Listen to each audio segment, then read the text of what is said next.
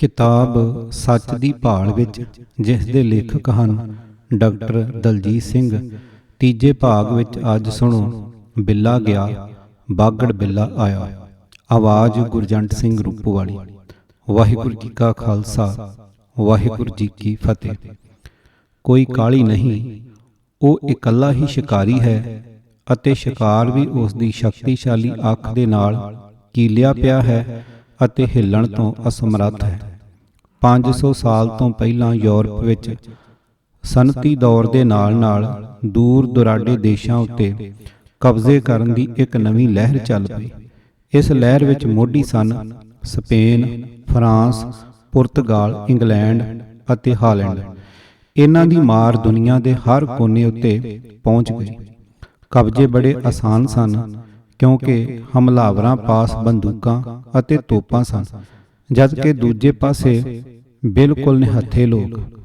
ਕੁੱਲ ਦੁਨੀਆ ਉੱਤੇ ਚੋਣਵੇਂ ਸਾਮਰਾਜ ਪੈਦਾ ਹੋ ਗਏ। ਫਿਰ ਪੈਦਾ ਹੋ ਗਿਆ ਸਭਨਾਂ ਦਾ ਬਾਪ ਅਮਰੀਕਨ ਸਾਮਰਾਜ, ਜਿਸ ਨੇ 2 ਸਦੀਆਂ ਦੇ ਅੰਦਰ ਕੁੱਲ ਸਾਮਰਾਜਾਂ ਨੂੰ ਆਪਣੇ ਟੁਕੜ ਬੋਝ ਪੇਸ਼ਲਾਗ ਬਣਾ ਲਿਆ।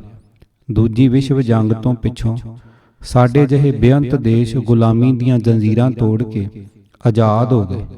ਬਿੱਲਿਆਂ ਦਾ ਰਾਜ ਖਤਮ ਹੋ ਗਿਆ, ਦੇਸੀਆਂ ਦਾ ਆ ਗਿਆ। ਮਹਾਤਮਾ ਗਾਂਧੀ ਦੀਆਂ ਹੁਸ਼ਿਆਰ ਨੀਤੀਆਂ ਜਾਂ ਦੂਜੀ ਜੰਗ ਵਿੱਚ ਅੰਗਰੇਜ਼ ਰਾਜ ਦਾ ਦਿਵਾਲੀਆਪਨ ਜਾਂ ਦੇਸੀ ਫੌਜਾਂ ਵਿੱਚ ਉੱਠਦੀਆਂ ਬਗਾਵਤਾਂ ਦਾ ਅਸਰ ਕਹਿ ਲਵੋ, ਸਾਡਾ ਦੇਸ਼ ਸੱਚਮੁੱਚ ਬਿਨਾਂ ਕਿਸੇ ਹਥਿਆਰਬੰਦ ਟੱਕਰ ਦੇ ਆਜ਼ਾਦ ਹੋ ਗਿਆ। ਬਿੱਲੇ ਦਾ 200 ਸਾਲਾਂ ਦਾ ਕਬਜ਼ਾ ਇੱਕ ਪਲ ਵਿੱਚ ਉੱਡ ਗਿਆ। ਇੱਕ ਕਰਾਮਾਤ ਹੋਈ ਜਿਸ ਦਾ ਵਰਣਨ ਬਿਆਨ ਤੋਂ ਬਾਹਰ ਹੈ। ਸ਼ੁਰੂ ਵਿੱਚ ਦੇਸ਼ ਦੀ ਕਮਾਨ ਜਾਪਦਾ ਸੀ ਸਾਫ਼ ਸੁਥਰੇ ਦੇਸ਼ ਭਗਤ ਨੇਤਾਵਾਂ ਦੇ ਹੱਥ ਵਿੱਚ ਸੀ। ਜਲਦੀ ਹੀ ਉਹਨਾਂ ਦੇ ਅੰਦਰ ਲੋਭ ਅਤੇ ਲੁੱਟ ਦਾ ਦੀਵਾ ਜਗ ਪਿਆ ਅਤੇ ਦੇਸ਼ ਦੀ ਆਜ਼ਾਦੀ ਦੀ ਰੌਸ਼ਨੀ ਘਟਣੀ ਸ਼ੁਰੂ ਹੋ ਗਈ। ਹੁਣ ਤਾਂ ਹਰ ਭਾਰਤੀ ਨੂੰ ਸ਼ੱਕ ਰਹਿੰਦਾ ਹੈ ਕਿ ਲਗਭਗ ਹਰ ਨੇਤਾ ਜਾਂ ਤਾਂ ਚੋਰ ਹੈ ਜਾਂ ਚੋਰਾਂ ਦਾ ਯਾਰ ਹੈ। ਐਵੇਂ ਤਾਂ ਨਹੀਂ ਅਰਬਾਂ ਰੁਪਏ ਇਲੈਕਸ਼ਨ ਮੁਹਿੰਮਾਂ ਉੱਤੇ ਖਰਚੇ ਜਾਂਦੇ। ਉਹਨਾਂ ਮੁਹਿੰਮਾਂ ਵਿੱਚ ਹਰ ਭ੍ਰਿਸ਼ਟ ਨੇਤਾ ਕਰਪਸ਼ਨ ਵਿਰੁੱਧ ਜੰਗ ਛੇੜਨ ਦਾ ਪ੍ਰਣ ਲੈਂਦਾ ਹੈ। ਜਦੋਂ ਪੈਸੇ ਨਾਲ ਨੇਤਾ ਬਣਨੇ ਹੋਣ, ਉਦੋਂ ਕੀ ਫਰਕ ਪੈਂਦਾ ਹੈ ਕਿ ਪੈਸੇ ਚਿੱਟੇ ਹਨ ਜਾਂ ਕਾਲੇ, ਆਪਣੇ ਹਨ ਜਾਂ ਚੋਰੀ ਡਾਕੇ ਦੇ, ਦੇਸ਼ ਤੋਂ ਇਕੱਠੇ ਕੀਤੇ ਹਨ ਜਾਂ ਵਿਦੇਸ਼ਾਂ ਤੋਂ ਮੰਗਵਾਏ ਹਨ। ਦੇਸੀਆਂ ਨੇ ਵਿਦੇਸ਼ੋਂ ਭੇਜੇ ਹਨ ਜਾਂ ਜਰਾ ਸਾਹ ਲੈ ਲਵੋ, ਵਿਦੇਸ਼ੀਆਂ ਨੇ ਦੇਸ਼ ਅੰਦਰੋਂ ਜਾਂ ਬਾਹਰੋਂ ਲੁਕੀ ਛੁਪੀ ਮਦਦ ਕੀਤੀ ਹੈ। ਇਲੈਕਸ਼ਨਾਂ ਪਿੱਛੋਂ ਕਿਹੜੀਆਂ ਨੀਤੀਆਂ ਵਾਲੀ ਸਰਕਾਰ ਬਣਨੀ ਹੈ, ਇਸ ਦਾ ਬਹੁਤਾ ਧਿਆਨ ਵਿਦੇਸ਼ੀਆਂ ਨੂੰ ਹੁੰਦਾ ਜਾਪਦਾ ਹੈ। 1947 ਵਿੱਚ ਬਿੱਲੇ ਦਾ ਰਾਜ ਖਤਮ ਹੋਇਆ। ਉਸ ਦੇ ਝੱਟ ਪਿੱਛੋਂ ਇਸ ਖਿੱਤੇ ਵਿੱਚ ਪਹੁੰਚ ਗਿਆ ਇੱਕ ਬਾਗੜ ਬਿੱਲਾ। ਉਸ ਨੇ 1 ਸਾਲ ਦੇ ਅੰਦਰ ਪਾਕਿਸਤਾਨ ਨੂੰ ਆਪਣੇ ਫੌਜੀ ਗਠਬੰਧਨ ਵਿੱਚ ਪਰੋ ਕੇ ਕੰਧ ਉੱਤੇ ਟੰਗ ਦਿੱਤਾ। ਇਸ ਪਿੱਛੋਂ ਉਸ ਦੇਸ਼ ਦੇ ਅੰਦਰ ਜੋ ਵੀ ਚੰਗਾ ਮਾੜਾ ਹੋਇਆ, ਜੋ ਵੀ ਭਾਰਤੀ ਕਸ਼ਮੀਰ, ਭਾਰਤ ਅਤੇ ਅਫਗਾਨਿਸਤਾਨ ਨਾਲ ਛੇੜਛਾੜ, ਤੋੜ ਭੰਨ ਜਾਂ ਲੜਾਈ ਕੀਤੀ ਗਈ, ਚਾਤਰ ਬਾਗੜ ਬਿੱਲੇ ਦੀ ਸਵੀਕ੍ਰਿਤੀ ਪਹਿਲਾਂ ਸੀ। ਸਿਖਲਾਈ ਵੀ ਉਸੇ ਨੇ ਦੇਣੀ ਹੈ, ਹਥਿਆਰ ਵੀ ਉਸੇ ਨੇ ਦੇਣੇ ਹਨ। ਇਸ ਵੇਲੇ ਕੁੱਲ ਨਾਟੋ ਦਾ ਗਠਬੰਧਨ ਅਫਗਾਨੀ ਕੇਕ ਕੱਟਣ ਵਿੱਚ ਰੁੱਝਿਆ ਹੋਇਆ ਹੈ। ਨਾਟੋ ਦੀ ਕਿਸਮਤ ਮਾੜੀ, ਅਫਗਾਨੀ ਤਾਂ ਧੁਰੋਂ ਹੀ ਖਾੜਕੂ ਲੋਕ ਹਨ। ਉਹਨਾਂ ਦਾ ਕੁੱਲ ਇਤਿਹਾਸ ਵਿਦੇਸ਼ੀ ਧਾੜਵੀਆਂ ਨਾਲ ਟੱਕਰ ਦਾ ਇਤਿਹਾਸ ਹੈ। ਬਿੱਲੇ ਨੇ ਪਿਛਲੀਆਂ ਸਦੀਆਂ ਵਿੱਚ ਉੱਥੇ ਚੋਖੀ ਮਾਰ ਖਾਧੀ ਸੀ, ਉਹ ਭੁੱਲ ਗਈ ਜਾਪਦੀ ਹੈ। ਹੁਣ ਉਹੀ ਬਿੱਲਾ ਨਾਟੋ ਦਾ ਖੱਫਣ ਵਲੇਟ ਕੇ ਨਵੇਂ ਹਥਿਆਰਾਂ ਦੇ ਨਾਲ ਲੈਸ ਹੋ ਕੇ ਵੀ ਅਮਰੀਕੀ ਸਾਮਰਾਜ ਦੀ ਛਤਰ ਛਾਇਆ ਹੇਠ ਇੱਕ ਵਾਰ ਫਿਰ ਅਫਗਾਨੀ ਛਿੱਤਰ ਖਾ ਰਿਹਾ ਹੈ। ਸੈਂਟੋ, ਸੀਟੋ, ਮੀਟੋ ਅਤੇ ਨਾਟੋ ਫੌਜੀ ਸੰਗਠਨਾਂ ਦੀਆਂ ਸੁਨਹਿਰੀ ਜੰਜੀਰਾਂ ਅੰਦਰ ਲਿਸ਼ਕਦਾ ਪਾਕਿਸਤਾਨੀ ਕੋਹੇ-ਨੂਰੀ ਨਗ ਅਮਰੀਕੀ ਪ੍ਰਧਾਨ ਦੇ ਮੇਜ਼ ਉੱਤੇ ਸਜਿਆ ਆ ਰਿਹਾ ਹੈ। ਦੇਸ਼ ਦੇ ਪ੍ਰਧਾਨ ਮੰਤਰੀ, ਫੌਜ ਅਤੇ ISI ਸਭ ਨੂੰ ਚਲਾਉਣ ਵਾਲੀਆਂ ਕੁੰਜੀਆਂ ਜਾਂ ਵਾਸ਼ਿੰਗਟਨ ਵਿੱਚ ਹਨ ਅਤੇ ਜਾਂ ਇਸਲਾਮਾਬਾਦ ਸਥਿਤ ਸਫਾਰਤਖਾਨੇ ਅੰਦਰ।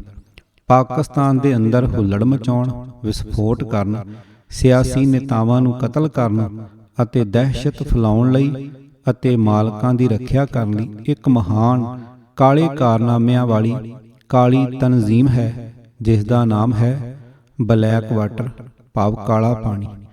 ਇਹ ਤਨਜ਼ੀਮ ਠੇਕੇ ਉੱਤੇ ਲੜਾਕੂ ਤਿਆਰ ਅਤੇ ਭਰਤੀ ਕਰਦੀ ਹੈ ਅਤੇ ਤਨਖਾਹ ਵੀ ਚੋਖੀ ਦਿੰਦੀ ਹੈ। ਇਸ ਦੇ ਕਾਲੇ ਬਿੱਲਿਆਂ ਉੱਤੇ ਕੋਈ ਵੀ ਸਥਾਨਕ ਕਾਨੂੰਨ ਲਾਗੂ ਨਹੀਂ ਹੁੰਦਾ। ਕੋਈ ਵੱਡੇ ਵਿਸਫੋਟਕ ਕਾਰਨਾਮੇ ਕਰਨ ਜਾਂ ਕੋਈ ਸਿਆਸੀ ਕਤਲ ਕਰਨ ਲਈ ਦੇਸ਼ ਦਾ ਕੋਈ ਕਾਨੂੰਨ ਪੋਹ ਨਹੀਂ ਸਕਦਾ। ਬਲੈਕ ਵਾਟਰ ਅਤੇ ਅਮਰੀਕਨ ਸਫਾਰਤਖਾਨੇ ਦੇ ਹੁੰਦਿਆਂ ਪਾਕਿਸਤਾਨੀ ਪ੍ਰਧਾਨ, ਸੰਵਿਧਾਨ ਅਤੇ ਕੁੱਲ ਜਨਤਾ ਨੂੰ ਆਪਣੀ ਰੱਖਿਆ ਦਾ ਫਿਕਰ ਕਰਨ ਦੀ ਕੋਈ ਲੋੜ ਨਹੀਂ। ਸ਼ੁਰੂ ਵਿੱਚ ਜੋ ਦਹਿਸ਼ਤ ਮਹਿਸੂਸ ਹੁੰਦੀ ਹੈ, ਉਹ ਅਵਸ਼ ਅਮਨ ਅਮਾਨ ਦੇ ਸਨਾਟੇ ਵਿੱਚ ਬਦਲ ਜਾਂਦੀ ਹੈ। ਇਹ ਫਾਰਮੂਲਾ ਕਈ ਦੇਸ਼ਾਂ ਅੰਦਰ ਬਖੂਬੀ ਅਜਮਾਇਆ ਜਾ ਚੁੱਕਿਆ ਹੈ। ਅੱਜ ਦੇ ਦਿਨ ਕਰੀਬ 1.5 ਲੱਖ ਕਾਲੇ ਪਾਣੀ ਤਨਜ਼ੀਮ ਦੇ ਪਹਾੜੇ ਉੱਤੇ ਕਰਮੀ ਓਨੇ ਕੁ ਹੀ ਅਮਰੀਕੀ ਫੌਜੀਆਂ ਦੇ ਮੋਢੇ ਨਾਲ ਮੋਢਾ ਜੋੜ ਕੇ ਇਰਾਕ ਦੇ ਅੰਦਰ 7 ਸਾਲਾਂ ਤੋਂ ਅਮਨ ਅਮਾਨ ਲਿਆਉਣ ਅਤੇ ਇਰਾਕ ਦਾ ਸੁਨਹਿਰੀ ਇਤਿਹਾਸ ਲਿਖਣ ਵਿੱਚ ਰੁੱਝੇ ਹੋਏ ਹਨ। ਜੇ ਗੱਲ ਪਾਕਿਸਤਾਨ ਤੱਕ ਹੀ ਸੀਮਤ ਰਹਿ ਜਾਂਦੀ ਤਾਂ ਕਿੰਨਾ ਚੰਗਾ ਜਾਪਦਾ। ਅਸੀਂ ਕਹਿਣ ਜੋਗੇ ਹੁੰਦੇ, ਸਾਡੇ ਪਾਸੇ ਨਾ ਅਜਿਹਾ ਕਦੇ ਹੋਇਆ, ਨਾ ਹੀ ਹੋ ਸਕਦਾ। ਪਰ ਕੀ ਅਸੀਂ ਇਹ ਗੱਲ ਦਾਅਵੇ ਨਾਲ ਕਹਿ ਸਕਦੇ ਹਾਂ? ਆਪ ਹੀ ਜਵਾਬ ਲੱਭਣ ਦੀ ਕੋਸ਼ਿਸ਼ ਕਰੋ ਜਨਾਬ। ਜਦੋਂ ਬਾਗੜ ਬਿੱਲੇ ਦੀਆਂ ਲਾਲਾਂ ਸਾਡੀਆਂ ਸਰਹੱਦਾਂ ਉੱਤੇ ਵਗ ਰਹੀਆਂ ਹੋਣ, ਉਸ ਸਮੇਂ ਸਾਡੇ ਵੱਲੋਂ ਬਚਾਅ ਦੀ ਕੀ ਤਿਆਰੀ ਹੈ? ਬਾਗੜ ਬਿੱਲੇ ਦਾ ਕੋਈ ਏਜੰਟ ਜੇ ਕਿਸੇ ਸਾਡੇ ਲਈ ਸੁਖਾਵੇਂ ਧਰਮ ਦੀ ਆੜ ਹੇਠ ਸਾਡੀ ਸਰਹੱਦ ਦੇ ਕੋਲ ਬਿੱਲੇ ਪੜ੍ਹਾਉਣ ਲਈ ਸਕੂਲ ਖੋਲ੍ਹ ਲਵੇ ਤਾਂ ਸਾਡੀ ਛਾਤੀ ਫਖਰ ਨਾਲ ਫੁੱਲ ਜਾਂਦੀ ਹੈ। ਇਹ ਹੱਦ ਜੇ ਸਾਡੀ ਹੁਸ਼ਿਆਰੀ ਦੀ। ਕਈ ਸਾਲ ਪਹਿਲਾਂ ਮੇਰੇ ਇੱਕ ਜੰਮੂ ਦੇ ਰਹਿਣ ਵਾਲੇ ਮਰੀਜ਼ ਨੇ ਬੇਨਤੀ ਕੀਤੀ ਕਿ ਮੈਂ ਉਸ ਦੇ ਪੁੱਤਰ ਦੀ ਨੌਕਰੀ ਲਈ ਉੱਥੋਂ ਦੇ ਵੱਡੇ ਪੁਲਿਸ ਅਫਸਰ ਨੂੰ ਟੈਲੀਫੋਨ ਕਰਾਂ। ਮੈਂ ਕਿਹਾ, ਭਾਈ ਮੈਂ ਤਾਂ ਉਸ ਨੂੰ ਜਾਣਦਾ ਨਹੀਂ, ਅਤੇ ਜੇ ਜਾਣਦਾ ਵੀ ਹੁੰਦਾ ਤਾਂ ਵੀ ਭਰਤੀ ਤਾਂ ਕਾਇਦੇ ਕਾਨੂੰਨ ਅਨੁਸਾਰ ਹੋਣੀ ਹੈ। ਉਸ ਜਵਾਬ ਦਿੱਤਾ ਕਿ ਲੜਕੇ ਦੀ ਚੋਣ ਤਾਂ ਹੋ ਚੁੱਕੀ ਹੈ, ਪਰ ਨਿਯੁਕਤੀ ਪੱਤਰ ਤਾਂ ਮਿਲੇਗਾ ਜੇ ਉਹ 50,000 ਤਾਰ ਦੇਵੇ। ਮੈਂ ਪੁੱਛਿਆ ਕਿ ਕਿੰਨੀ ਭਰਤੀ ਹੋਣ ਵਾਲੀ ਹੈ? ਜਵਾਬ ਸੀ 700। ਬਾਕੀ ਆਪੇ ਹੀ ਸੋਚ ਲਵੋ। ਮੇਰਾ ਇੱਕ ਨਹਾਇਤ ਸਿਹਤਮੰਦ ਸ਼ਰੀਫ ਕਾਰ ਡਰਾਈਵਰ ਸੈਕੰਡਰੀ ਪਾਸ ਹੈ।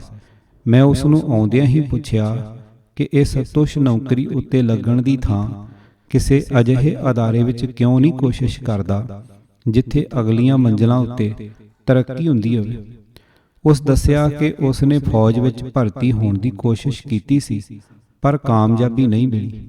ਮੈਂ ਕਿਹਾ ਕਿ ਜੇ ਪਹਿਲੀ ਵਾਰ ਕਾਮਯਾਬੀ ਨਹੀਂ ਮਿਲੀ ਤਾਂ ਇੱਕ ਵਾਰ ਫੇਰ ਕੋਸ਼ਿਸ਼ ਕਰ ਲਵੇ। ਪਰ ਹੁਣ ਉਹ ਭਰਤੀ ਦੀ ਆਯੂ ਸੀਮਾ ਟੱਪ ਚੁੱਕਿਆ ਸੀ। ਕੁਝ ਦਿਨ ਪਹਿਲਾਂ ਮੈਂ ਫੇਰ ਉਸ ਨੂੰ ਭਰਤੀ ਦਾ ਕਿੱਸਾ ਛੋਹ ਲਿਆ। ਪਈ ਕਿਸ ਪੜਾਅ ਉੱਤੇ ਉਸ ਦੀ ਭਰਤੀ ਫੇਲ ਹੋਈ ਸੀ।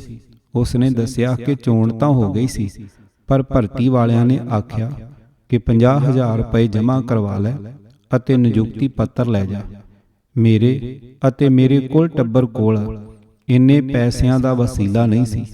50,000 ਰੁਪਏ ਇੱਕ ਸਾਲ ਦੀ ਤਨਖਾਹ ਬਣਦੀ ਸੀ।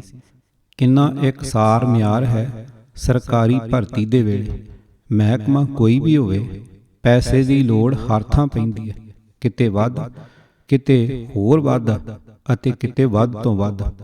ਸਾਡੀ ਕੁੱਲ ਸਰਕਾਰੀ ਮਸ਼ੀਨ ਅਜਿਹੇ ਪੁਖਤਾ ਢਾਂਚੇ ਦੇ ਵਿੱਚ ਢਲ ਕੇ ਦੇਸ਼ ਦੀ ਅੰਦਰਲੀ ਅਤੇ ਬਾਹਰਲੀ ਸੁਰੱਖਿਆ ਦੇ ਪੂਰਨ ਪ੍ਰਬੰਧ ਕਰਦੀ ਹੈ ਅਤੇ ਤਰੱਕੀ ਦੀਆਂ ਮੰਜ਼ਲਾਂ ਵੱਲ ਲਿਜਾਂਦੀ ਹਰ ਪਾਸਿਓਂ ਧੱਕੇ ਅਤੇ ਠੁੱਡੇ ਮਾਰਦੀ ਹੈ।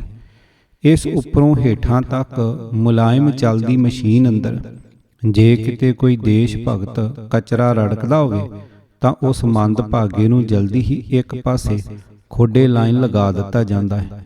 ਹਿਫਾਜ਼ਤੀ ਪ੍ਰਸ਼ਾਸਕੀ ਤੇ ਸਿਆਸੀ ਹਲਕੇ ਖੂਬ ਤਾਲਮੇਲ ਦੇ ਨਾਲ ਦੇਸ਼ ਦੀ ਹਰਿਆਲੀ ਉੱਤੇ ਅਮਰਵੇਲ ਵਾਂਗ ਛਾ ਰਹੇ ਹਨ ਅਤੇ ਮੁਸਕਰਾ ਰਹੇ ਹਨ। ਇਸ ਅਮਰਵੇਲ ਨੂੰ ਬਾਗੜ ਬਿੱਲੇ ਤੋਂ ਕੀ ਖਤਰਾ ਹੋ ਸਕਦਾ ਹੈ?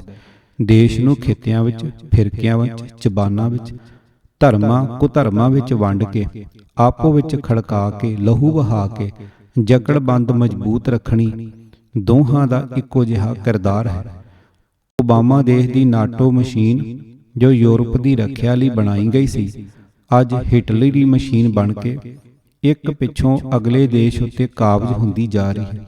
ਮਾਨੋ ਅੱਜ ਦਾ ਚੰਗੇਜ਼ ਖਾਂ ਉਲਟਾ ਸਫ਼ਰ ਕਰਕੇ ਭਾਰਤ ਅਤੇ ਚੀਨ ਦੀਆਂ ਸਰਹੱਦਾਂ ਨੂੰ ਟੋਹ ਵੀ ਰਿਹਾ ਹੈ ਅਤੇ ਅੰਦਰੋਂ ਵੀ ਪੋਲਾ ਕਰਨ ਦੀ ਕੋਸ਼ਿਸ਼ ਵਿੱਚ ਹੈ। ਚੀਨ ਦੀਆਂ ਤਾਂ ਚੀਨ ਹੀ ਜਾਣੇ, ਪਰ ਭਾਰਤ ਬਾਰੇ ਤਾਂ ਭਾਰਤੀਆਂ ਨੂੰ ਹੀ ਸੋਚਣਾ ਪਵੇਗਾ। ਨਹਾਇਤ ਬੇਬਸੀ ਅੰਦਰ ਅੱਜ ਇਹ ਸਮਝ ਨਹੀਂ ਆਉਂਦੀ ਕਿ ਕਿਸ ਹਾਕਮ ਨੂੰ ਪੁੱਛੀਏ ਕਿ ਉਸ ਨੂੰ ਬਾਗੜ ਬਿੱਲਾ ਵਿਖਾਈ ਦਿੰਦਾ ਹੈ ਕਿ ਨਹੀਂ। ਜੇ ਨਹੀਂ ਦਿਸਦਾ ਤਾਂ ਸਾਡਾ ਵੀ ਭਰਮ ਦੂਰ ਕਰੇ ਮੰਨਣਯੋਗ ਸੂਤਰਾਂ ਦੇ ਨਾਲ। ਜੇ ਦਿਸਦਾ ਹੈ ਤਾਂ ਦੱਸਿਆ ਕਿਉਂ ਨਹੀਂ ਜਾ ਰਿਹਾ ਕਿ ਹਾਕਮ ਜਮਾਤ ਉਸ ਨਾਲ ਪਹਿਲਾਂ ਹੀ ਭਿਆਲੀ ਪਾ ਕੇ ਸਾਨੂੰ ਭੰਬਲ ਭੂਸੇ ਵਿੱਚ ਤਾਂ ਨਹੀਂ ਪਾ ਰਹੀ। ਕਿਤਾਬ ਸੱਚ ਦੀ ਭਾਲ ਵਿੱਚ, ਲੇਖਕ ਡਾਕਟਰ ਦਲਜੀਤ ਸਿੰਘ, ਭਾਗ 3, ਆਵਾਜ਼ ਗੁਰਜੰਟ ਸਿੰਘ ਰੂਪੋਵਾਲੀ। ਪੂਰੀ ਕਿਤਾਬ ਸੁਣਨ ਲਈ YouTube channel Gurjant Singh Rupowali subscribe ਕਰੋ। ਵਾਹਿਗੁਰੂ ਜੀ ਕਾ ਖਾਲਸਾ, ਵਾਹਿਗੁਰੂ ਜੀ ਕੀ ਫਤਿਹ।